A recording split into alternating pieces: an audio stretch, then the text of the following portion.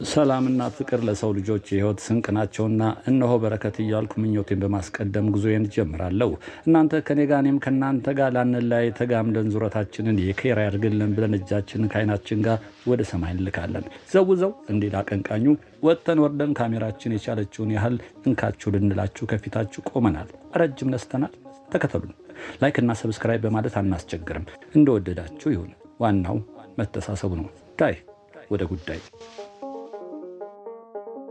ልወዞዞ በእግሬ ወኬንድ ቶክ እነሆ ተጀምሯል። እንግዲህ ዛሬ ሰገነቱ ላይ ይገኛለሁ። 70 ደረጃ መውረጃው ላይ መዳፊያው ላይ ይገኛለሁ።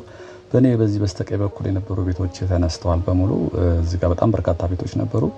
እነሱ ተነስተው እንደምታዩት እንግዲህ ለመኪና ማቆሚያ ለፓርኪንግ አገልግሎት ውሏል። ይሄ ወደ ላይ ወደ ሰፈር የሚወስድ ነው። ወደ ቀኝ ስታጠፉ ወደ ናዝሬት ስኩል ነው። ወደ ግራ ወደ ፍንጮ በር የሚወስደው መንገድ ነው፣ አስፋልቱ ማለት ነው። ይሄ ሰፊ ስፔስ ነው የያዘው። ፊት ለፊት ፕሬሙስክ ቤት አንደኛው ህንጻ እዛኛው መሰለኝ እነሱ ናቸው። ይሄ እዚህ ጋር በሸቦ የተሰሩ ጌጣጌጦች፣ ቅርጻ ቅርጾች ስክላፕቸር እያልኩኝ አንድ እህታችን ስክላፕቸር ፕሮናንስ እንደሷ አይደለም ስኮፕቸር ነው ብላኛለች። እጅ ነስቻለሁ እህቴ። በልምድ ቅርጻ ቅርጽ ማለትም እችላለሁ፣ ግን አፌ ላይ ስክላፕቸር የሚለው እየመጣልኝ ስኮፕቸር ነው ብላኛለች። አረም ያለው እህት አለም እንግዲህ ላይ ደረጃው መውረጃው ላይ ቤቶች ነበሩ። ታስታውሱ ከሆነ ቆይ እዚህ ብቅ ብዬ አሳያችኋለሁ። እዚህ ስር በጣም በርካታ ቤቶች ነበሩ። በደረጃው ስትወርዱ በደረጃው ግራና ቀኝ ጥቅጥቅ ያሉ ቤቶች ነበሩ። እነሱ ተነስተዋል። ይሄ አሁን መዝናኛ ኮፊ ዞን ነው። በነገራችን ላይ ከስር የሚታዩአችሁ ቴራሳቸው የሚታየን ወደ 4 የሚሆኑ አሉ። እነኚህ ያቸው መደዳውን አሉ ኮፊ ዞን ናቸው። ግሪናሪው ደግሞ እንደምታዩት በጣም የሚያምር ነው። በዚህ መውረጃ አለው። በነገራችን ላይ በቤቶቹ ጎን መውረጃ አለው። ደረጃውን አልተጠቀምም ካላችሁ በዛ የምትመጣው ልጅ እንደዚህ ነች። ለልጆችም የሚሆን አሉ። እዚህ ጋር እንደምታዩት እንግዲህ ቢራቢሮዋ እየበረረች ይመስላል። ልጆች ዥዋዥዌ ይጫወታሉ። ቢራቢሮዋ ልክ አየር ላይ እንደምትንሳፈፍ ነው የሚመስለው። በደረጃው ሳይሆን በዚህ እስኪ ወደ ታች ወርደን እያየን ራስ መኮንን ዙሪያ ገባውን እንቃኛለን። ቆየሁኝ ወደ ራስ መኮንን ብቅ ካልኩኝ። ስለዚህ ዛሬ ግራ ቀኝ እናያለን። ይሄ ራሱ ቅዝቅዝ ያለ ደስ የሚል ነው። ይሄ ፊት ለፊት የምታዩት ቤት እሱም አዲስ ነው የተሰራ ቤት ነው። ከልክታችን እንዳየናቸው የተሰሩ ናቸው።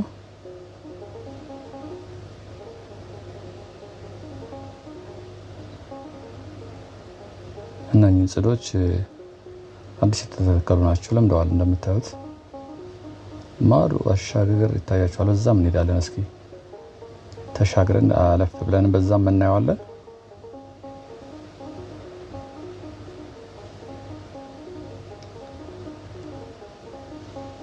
ስለ ራስ መኮንን እንግዲህ ራስ መኮንን ምንጩ ታስታውሱ ከሆነ በጣሊያን ጊዜ ከነበሩት ቦኖ ውሃዎች 3 ነበሩ። አንደኛው ይሄ ራስ መኮንን ስር ያለችው ራስ መኮንን ሐውልታቸው ጉርድ ሐውልት አለች። እዛ ስር የነበረች ምንጭ አለች።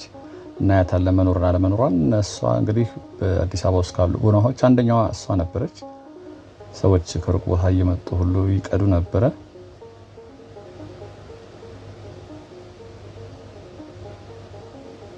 ቤቶቹ አሰራራቸው አያቻቸው ደረቅ ግንብ ነው። የቤቶቹና ላይ የተከረተው ክርቱ አፈሩ እንዳይሸረሸር ልክ የኮንሶ እያልኩ ማሳያችሁ ልክ የሱ አይነት ነው። ግን ውበት አለው፣ በጣም ውበት አለው።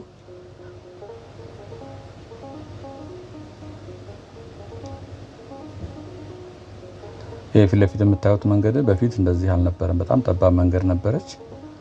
ቤቶች ታች ድረስ ጃንጥላ ይዞ የተቀመጠው ሰውዬ ድረስ ቤቶች ናቸው። ይሄ ሙሉ ቤቶች ነበሩ። መንገዷ ጠባብ ነበረች። ብዙ መኪና የተላለፈባት ነበር። ይሄ የምታዩት ደግሞ ኬቭ ነው፣ ዋሻ ነው፣ በድንጋይ የተሰራ ሰው ሰራሽ ነው የምታዩት። እዚህ ውስጥ ግን በታች በኩል ስንዞር ይታያችሁ ከሆነ ካልጨለመ ቡና ኑ ቡና ጠጡ፣ የጀበና ቡና ይሰሩበታል።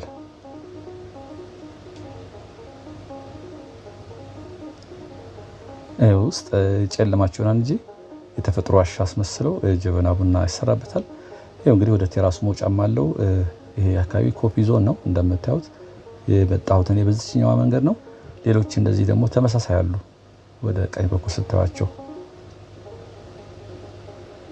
እንዴት አያችሁት?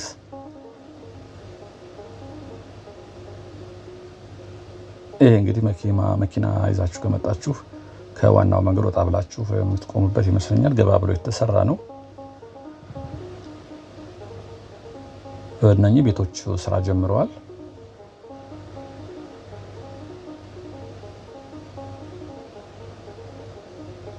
እንግዲህ ቤቶች ትዝ ይሏቸዋል። እዚህ ጋር በቀኝ በኩልም በግራ በኩልም እንግዲህ 70 ደረጃ ብዙ አከራካሪ ነው። ይሄ አይደለም 70 ደረጃኛው ነው የሚሉም አሉ። ኤኒዌይስ 70 ደረጃ ብዬ የማወራው ይሄንን ስለሆነ ልሳሳት እችላለሁ፣ አላውቅም።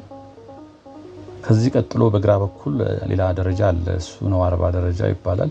አንዳንዶች ደግሞ ናዝሬት ስኩል ያለው ነው። አንድ ልጅ በተለይ በተደጋጋሚ እያረመኝ የሚጽፍልኝ ልጅ አለ። ተቀብያለሁ። ቪዲዮውን ስሰራ እንግዲህ ዝም ብዬ ይሄን 70 ደረጃ ይሄ ጋምቤላ ሆቴል ነው ፊት ለፊት ያለው። ይሄ ደረጃው ይሄ ነው። ደረጃው በነገራችን ላይ ቀደም ሲል ከነበረው ይዞታው በጣም ተለውጧል፣ በጣም አምሯል። ይሄ እንደዚህ አልነበረም ደረጃው። እንደምታዩት ላይቶች አሉት ግራና ቀኝ። ይሄ በቃ ኮፊ ዞን ነው። ይሄ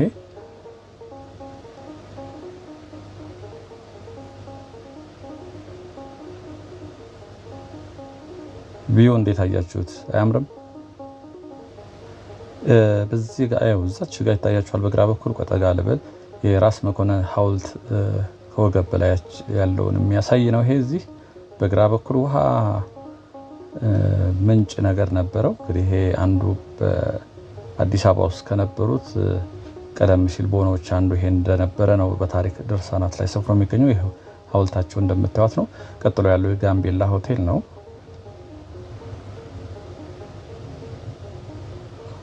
አስፓልቱን እንደምታዩት ነው። በዛኛው በኩል ደግሞ መዝናኛ ይታያል። በረከት እስኪ እሱ ጋር ጠጋ ብለን እናየዋለን። ለመሆኑ ራስ መኮንን ድልድይ የተባሉ ለምን እንደሆነ ታውቃላችሁ? ልዑል ራስ መኮንን እንግዲህ ራስ መኮንን አካባቢ ስያሜውን ያገኘው እንደሚታወቀው ልዑል ራስ መኮንን ወልደ ሚካኤል ጉዲሳ የሸዋ ንጉሥ የነበሩት የሳህለ ሥላሴ የልጅ ልጅ ተናኘ ወርቅና የደጃዝማች ወልደ ሚካኤል ልጅ ናቸው። ግንቦት 1 ቀን እንግዲህ 1844 ጎላ ወረዳ ደረፎ ማርያም በሚባል ስፍራ ነው የተወለዱት። እስከ 14 ዓመት እድሜያቸው ከአባታቸው ጋር ከኖሩ በኋላ እንግዲህ ያጎታቸው ንጉሥ ኃይለ መለኮት ልጅ ዳግማዊ ምኒልክ ገና የሸዋ ንጉሥ እንደነበሩ ወደ እርሳቸው ቤተ መንግስት መጥተው ባለሟል ሆኑ። በ1868 እድሜያቸው 24 ዓመት ሲሆን ከወይዘሮ የሽመቤት አሊ ጋር ተጋብተው ሐምሌ 16 ቀን 1884 ዓ.ም የወደፊቱ ንጉሠ ነገሥት ቀዳማዊ ኃይለ ሥላሴን ወለዱ። ልዑል ራስ መኮንን እንግዲህ የንጉሠ ነገሥቱ ዳግማዊ ምኒልክ ተወካይ ሆነው 2 ጊዜ የአውሮፓን ሀገሮች እንደዚሁ ጎብኝተዋል። በዚህ ጊዜ እርሳቸው ጣሊያን ሲጎበኙ በነበረ ጊዜ የጣሊያን ጋዜጦች የውጫሌ ውልን በተመለከተ በውጫሌ ውል ላይ ኢትዮጵያ የጣሊያን ጥገኝነት ተቀብላ ውል ከፈረመች በኋላ የጀርመን ንጉሠ ነገሥት ኢትዮጵያ የሚመለከተው ማንኛውም ደብዳቤ የሆነ ጉዳይ በኢጣሊያ መንግስት በኩል መቀበል ሲገባቸው በቀጥታ ከምኒልክ የተጻፈውን ደብዳቤ ተቀብለዋል እያሉ የጻፉትን ራስ መኮንን ተቃውሟቸውን ለኢጣሊያ መንግስት እንግዲህ ከነገሩ በኋላ ወደ ኢትዮጵያ ሲመለሱ የውሉን መበላሸት ለአጤ ምኒልክ አሳወቁ። ከጣሊያም ጋር እንግዲህ በተደረገው ጦርነት ራስ መኮንን 15000 እግረኛ ወታደሮችን ይዘው ከምኒልክና ታላላቅ ጦር አዛዦች ጋር መዝመታቸው ይታወቃል። በ1898 መጀመሪያ ላይ እንግዲህ በብርቱ ስለታመሙ ለሕክምና ወደ አዲስ አበባ ለመሄድ ጥር 4 ቀን ከከተማቸው ሐረር ተነሱ። ጥር 9 ቡርቃ ወንዝ አድረው የጥምቀትን በዓል አክብረው ከዋሉ በኋላ ህመሙ ስለጸናባቸው ወደ ኋላ ተመልሰው እንግዲህ ቁልቢ ገብተው በሐኪም እየታዩ ነበረ። እንዲሁ ሲታመሙ ከቆዩ በኋላ መጋቢት 13 1898 ዓ.ም ቁልቢ ላይ አርፈው ሐረር ላይ እርሳቸው በተከሉት በቅዱስ ሚካኤል ቤተክርስቲያን ተቀብረዋል። እንግዲህ አፄ ምኒልክም የእርሳቸውን ለቅሶ የሚለቅሰው አዲስ አበባ እንዲህ ባዘዙት መሰረት ሰኞ ሚያዝያ 22 1898 ቀን አዲስ አበባና በዙሪያ ያሉት የገዳማቱና የአድባራቱ ካህናት ክርስቲያን የፍትሐት ጸሎት ተደርጎ በማግስቱ ማክሰኞ ዕለት ነበረ። እንግዲህ ሚያዝያ 23 1898 በሰኢድ ሜዳ ላይ ድንኳን ተተክሎ መኳንንቱ ሰራዊቱ ተሰብስቦ የራስ መኮንን የማዕረግ ልብሳቸውና የራስ ወርቃቸው ኒሻኖቻቸው የጦር መሳሪያዎች ተይዞ ፈረስና በቅሎ በወርቅ ዕቃ ተጭነው በሰራዊቱ መከላከያ መካከል እየተመላለሱ ታላቅ ልቅሶ ተለቀሰላቸው። ከአልቃሾቹ አንዱ ደግነታቸውን ለማስታወስ እንዲህ ማለቱ ይታወሳል። ስልከኛው ሲያረዳ ነገር ተሳስተው መኮንን አይደለም ድሃ ነው የሞተው መባሉ ይታወቃል። እንግዲህ ራስ መኮንን ድልድይም አሁን ያየነው ያለው ዙሪያ ገቡን በ1898 እስከ 97 ዓመተ ምህረት ራስ መኮንን አማካኝነት የተሰራ ነው። ወንዙም እንግዲህ ቀደም ሲል ቀመር ወንዝ ተብሎ ይጠራ እንደነበረ በታሪክ ድርሳና ላይ ሰፍሯል። ራስ መኮንን ድልድይን ሲያሰሩ በኖራ ግንብ ነበር። ይህ ድልድይ እንግዲህ በከተማችን የመጀመሪያው ድልድይም እንደሆነ ይነገርለታል።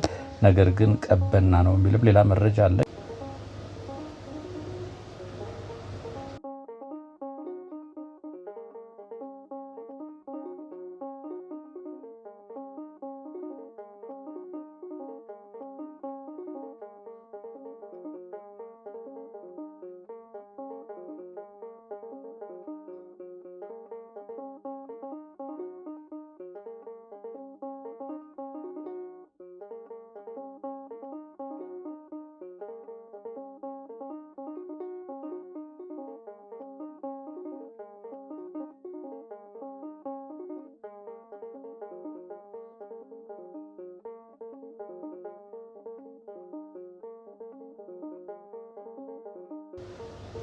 ጀግኖች አርበኞቻችን እንግዲህ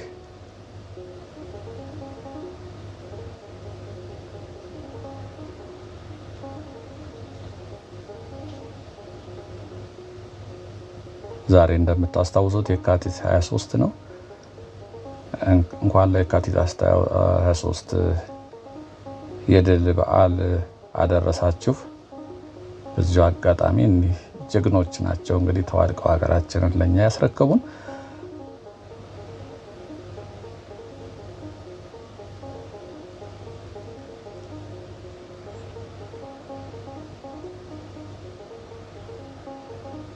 ግቢ ውስጥ መቀመጫ ላይ ያየውም እስካሁን ምናልባት ግቢው ለአይን ማረፊያ ይሆናል። ከዛ ባሻገር ላይ ካፌዋ ውስጥ ሬስቶራንት እዚህ ጋር እንግዲህ የሆነ ቪዲዮ ሰርተው ልጆች አይቼ ነበር። ውሃ እየያዘ ውሃ እየሞላ እንግዲህ ኤአይ የማይሰራው ነገር የለም። አንደኛም የመጣሁት ውሃው እየሞላ ነው የሆነ ቦታ ሄጄ ፒኮክ ትልቅ ነው ስለው እዛ ቢሰራ ልጅ ይሄ በጣም ትልቁ ነው ስለው አይ አፍንጮ በር ያለው እንትን ምንድነው ራስ መኮንን ያለው አለኝ። ልጆች ሰርተው ቪዲዮ ላይ አይቼው ስለነበረ እውነት ነው ብዬ መጥቼ ነበር። እንደምታዩት ውሃ አይታየኝም በላይ በኩል። እስኪ ልውጣና አያዋለሁ።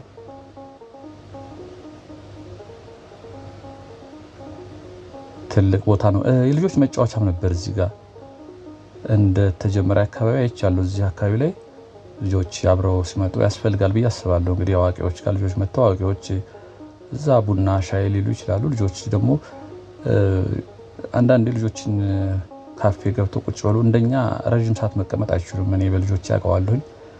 እንውጣ ሻይ ቡና እንብል ብለው ከወጡ በኋላ ያው ከእድሜያቸው አንጻር ይመስለኛል ረጅም ሰዓት መቀመጥ አይወዱም። እንደው እንዲቀመጡ ከፈለግን የሆነ ስልክ ነገር መያዝ አለባቸው፣ አልበዛ አይሉም። ስለዚህ እንዲህ አይነት ቦታ ላይ ግን ለልጆቹ መጫወቻ የሆነ ነገር ቢኖር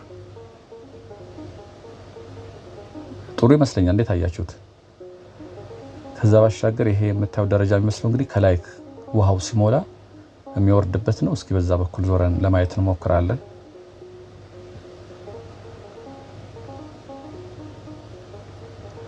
አያችኋ ቤቷ እንዴት እንደምታምር።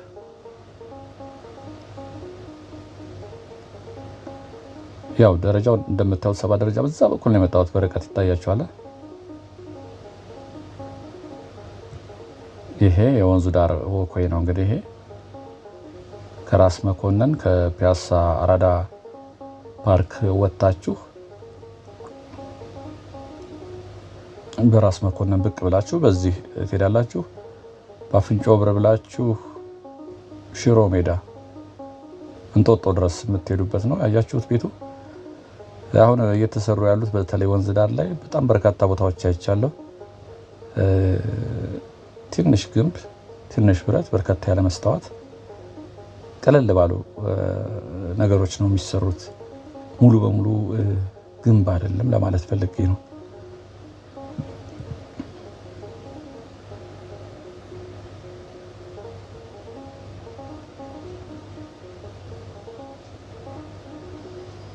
ይሄ ወደ ግድቡ የሚወስደው ይመስለኛል። እስቲ በዚህ ጠጋ ብለን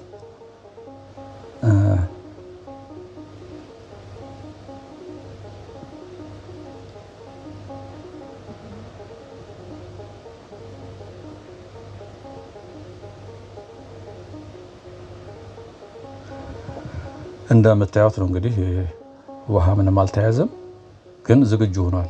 በላይ በኩል ውሃው ይጠራቀማል። በታች በኩል ቅድም ደረጃ ሳየኋችሁ ሲሞላ በደረጃው ላይ ወደ ታች ይፈሳል ማለት ነው። እንግዲህ እስኪገደብ ከታች የሚዘጋ ነገር ይኖረዋል። ድምፄን ያዘኝ። ይኸው እንግዲህ ታች የተወሰነች ውሃ ይዛለች ታችኛዋ እንደምታዩት። ግን ይሄ ሰፋ አድርጎ የተሰራው ውሃ ለመያዝ እንደሆነ ያስታውቃል። ይኸው እዚህ ጋር ሰፊ ቦታ አለው። እዚህ ጋር እንግዲህ ከዚህ በፊት ቪዲዮ አይታችሁ ከሆነ እኔም አይቻለሁ ውሃ እንደተሞላ አይነት ነገር ተምብኔል ላይ ነው። እንግዲህ ተምብኔል ላይ ፊት ለፊት ዩቲዩብ ሲመጣላችሁ ሰዎች ገብተው እንዲያዩላችሁ በጣም ያሳምሩታል። ስገቡ ላታገኙ ትችላላችሁ። በሱ መልክ ነው መሰለኝ እንግዲህ የተሸወርኩት። እንደምታዩት ዝግጁ ሆኗል። በእርግጥ የለም ይሄ ነው እንግዲህ ተሰርቷል፣ ግን ኦልሞስት ተጠናቋል ማለት ነው። በታች በኩል ያሉትን እየሰሩት ነው ያለው።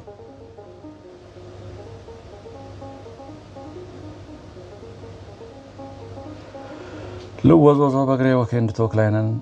እንግዲህ ወደ ላይ ወተን በየት በኩል እንወጣለን ካላችሁ እንዲህ ወደ ላይ እንወጣና የቀጥታ አፍንጮ በር ስለሚወስደን እኛ አፍንጮ በር መሄዱን ትተን በግራ በኩል መውጫ አለ። ደጃቹቤ እዛ ብቅ እንላለን። ደጃቹቤ ጋር የጋይ ስብሐት ሐውልት አለ ተብያለሁ። እስኪ የጋይ ስብሐት ሐውልት የተቀረጸውን እሱንም እናያለን። ጋይ ስብሐት እንግዲህ ከሀገራችን አንጋፋ ከሚባሉት ዕውቅ ደራሲያን መካከል አንዱ ነው። ከመጽሐፎቹ አንብቤያለሁ። ከመጽሐፎቹ ባሻገር ግን ደስ የሚለኝ በቃለ መጠይቆቹ አሁንም ዩቲዩብ ላይ ያሉ አንዳንዴ ትዝናናባቸዋለሁ። የሚመልስበት መንገድ፣ የሚናገርበት መንገድ ረጋ ብሎ ፊደሎችን ጫን እያለ በጣም ማስታወሰው።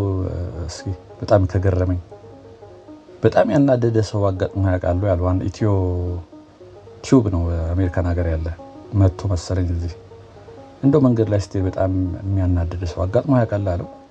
ብዙ ነው ስንቱን እነግርሃለሁ አለ። እስኪ እንደው የምታስታውሰውን አለው። ይኸው አንዳንድ ብሽቅ ደግሞ አለ።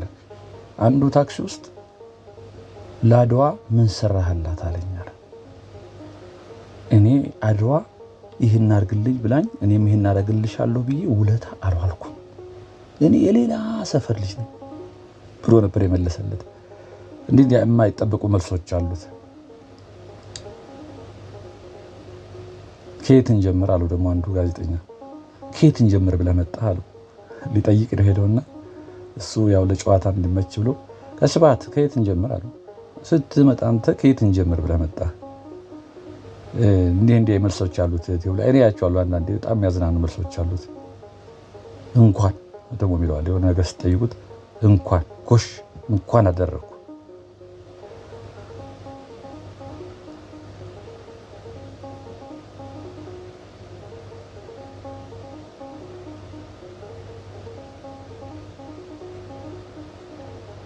አንዴማ አንድ የሆነ ኢንተርቪው ላይ ተሰብስቦ ከኦዲየንሱ ይጠይቅ ነበርና አንዱ ያኔ ደስታህን እንዴት ገለጽከው አሉ። ለምን እገልጸዋለሁ በቃ ዝም ጭጭ አለን። ደስታህን እንዴት ትገልጸዋለህ ብሎት እንግዲህ የተለመዱ ጥያቄዎች አሉ አይደል። በቃ ለምን እገልጸዋለሁ ደስ አለኝ በቃ። እቺ ነች ያት በግራ በኩል ወደ ደጃቸው የምታወጣው እንግዲህ ይሄ መንገድ ከዚህ ቀደም እንዳልኳችሁ ይሄ የወንዝ ዳሩ ሌላው በረከቱ ደግሞ አቋራጭ መንገዶችን ሰጥቶናል። አሁን ከደጃቹቤ ወደ ራስ መኮነን ለመምጣት ትራንስፖርት አይመችም። በዛ በኩል አስፓልት አለ። ግን አሁን እንደዚህ በወንዙ ዳር ላይ ብዙ ቦታዎች ላይ የታዘቡት ሰዎች አቋርጡና ለማቋረጫም ሁሉ ሆኗል። ከታች መጥቼ ዳገት ትሆናለች በእርግጥ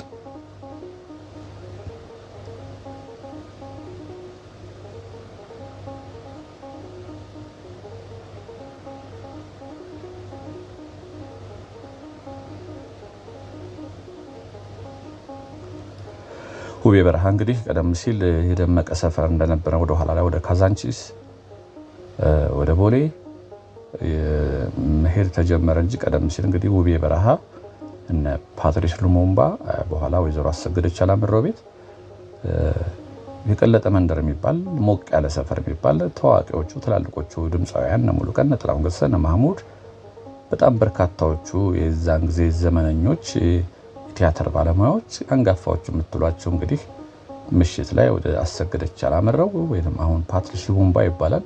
አሁን ቤቷ አለ፣ በርግጥ ግን እንደዛ አይነት ነገር የለም። እዛ ነበረና ሄደጃችሁ ትልቅ ሰፈር ነበረ። በጣም የወጣቶቹ መናኸሪያ አይነት ነገር ነበር። እንግዲህ በርቀት የምታዩት በዛኛው ቅድም በነበርንበት በዛኛው ሳይድ ነው። እዛም እየተሰራ ነው እንደሚታያችሁ። ተሰርቶ ያለቀ አይመስልም። አንዳንድ ነገሮች የሚጠናቀቁ አሉ።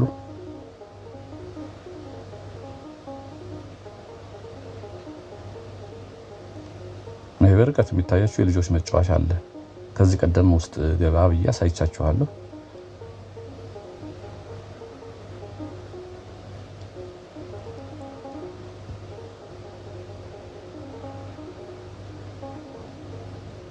ይሄ አጥሩ እንግዲህ ግንባታ ላይ ናቸው። ገና ተቆፍሮ ግራውንድ እየተቆፈረ አይቼዋለሁኝ።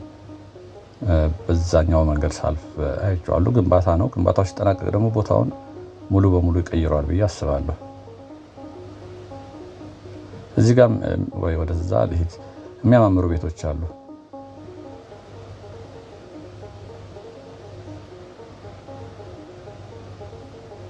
ዳገቱ ላይ እቺ ፊት ለፊት የምታዩት አዳዲስ የተሰሩ ቤቶች አምባ ላይ ሆናችሁ ወደታች እንግዲህ ለመመልከት ከፍታ ቦታ ላይ ነው ያለነው። አሁን በነገራችን ላይ ይሄ ፊት ለፊት የምታያችሁ ልጆች የሚጫወቱበት ውስጥ ለውስጥ እየተሯሯጡ የሚጫወቱበት፣ በአንድ በኩል ገብታችሁ በአንድ በኩል የምትወጡበት መጫወቻ ነው። ገና ስራ አልጀመረም፣ ቆይቷል ከተጠናቀቀ።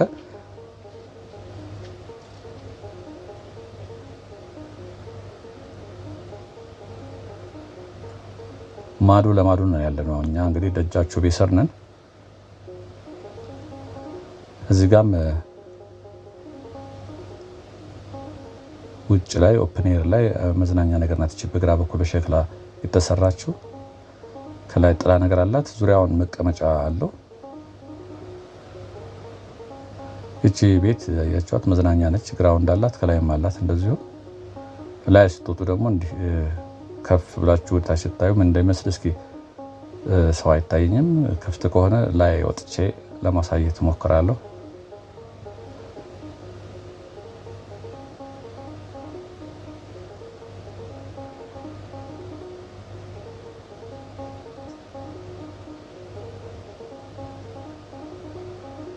በጀርባ በኩል መወጣጫ ያለ ይመስለኛል።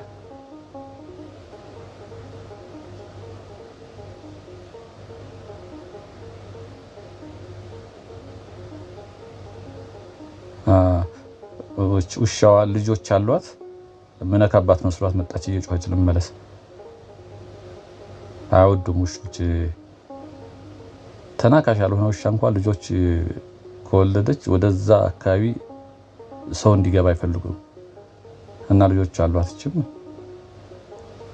መጮህ ስትጀምር ተመለስኩኝ። ይሄ እንግዲህ እንደምታዩት ነው። ይሄን ለመዝናኛ ነው። የተጠናቀቀ አይመስልም ግን እንዴት ነው እንደዚሁ ነው። መቀመጫ ይሄ ራሱ መቀመጫ ሊሆን ይሆን አላውቅም። እንግዲህ እነዚህም አዲስ የሚገነቡ ቤቶች ናቸው። ከሱ ጋር ተያይዞ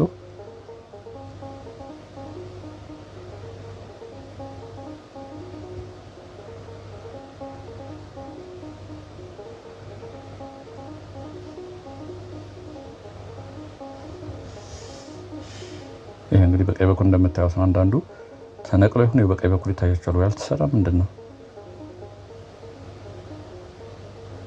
ጥበቃ ካልተደረገለት እኛ ሀገር አንዳንድ ቦታ ማይቻሉ የተሰሩ መብራቶች ተነቅለው አይቻለሁና በጣም የሚያሳዝን ነገር። አሁንም እዚህ ጋር በቀኝ በኩል ያሉ ሸክላዎች ተነስተዋል። ሳያልቁ ቀርተው ይሁን አላውቅም። ይኸው እዚህ ጋር በግራ በኩል ይታያቸዋል። እየተመረጡ ይኸው እና የግድ ጥበቃ ያስፈልጋል እዚህ ሀገር። እና መብራቶች በጣም ያሳዝን መብራት እንደዚህ የወንዝ ዳር ላይ እንዴት አድርገው ፈተው እንደወሰዷቸው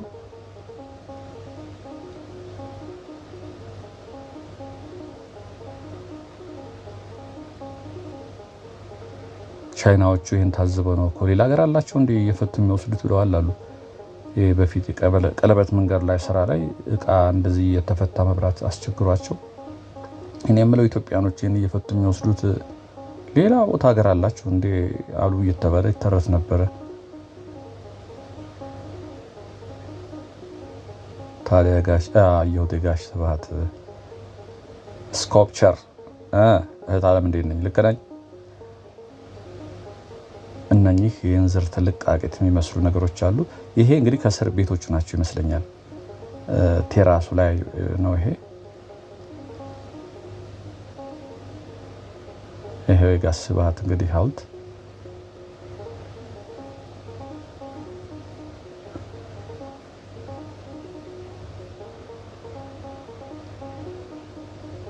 ኮፍያቸውና ጺማቸው ነው እንግዲህ መለያቸው የጋሽ ስብሐት።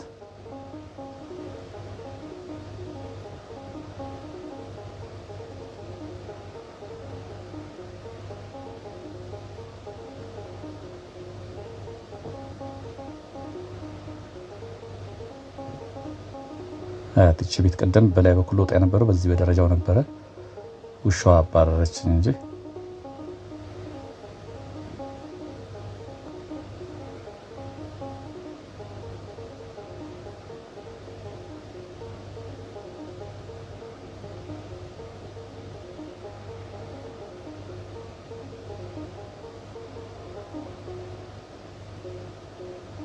ይሄ እንግዲህ ከታች ከፍንጮ በር ወደ እጃችሁ ቤት ፊት ለፊታችን ነው። ለዛሬ ያዘጋጀንላችሁ ይህን ይመስል ነበር። እንግዲህ በሌላ ቪዲዮ እስከምንገናኝ ሁሌ እንደምመኝላችሁ ሰላምና ጤና ከእናንተ ጋር ይሁን። ጤና ይስጥልኝ።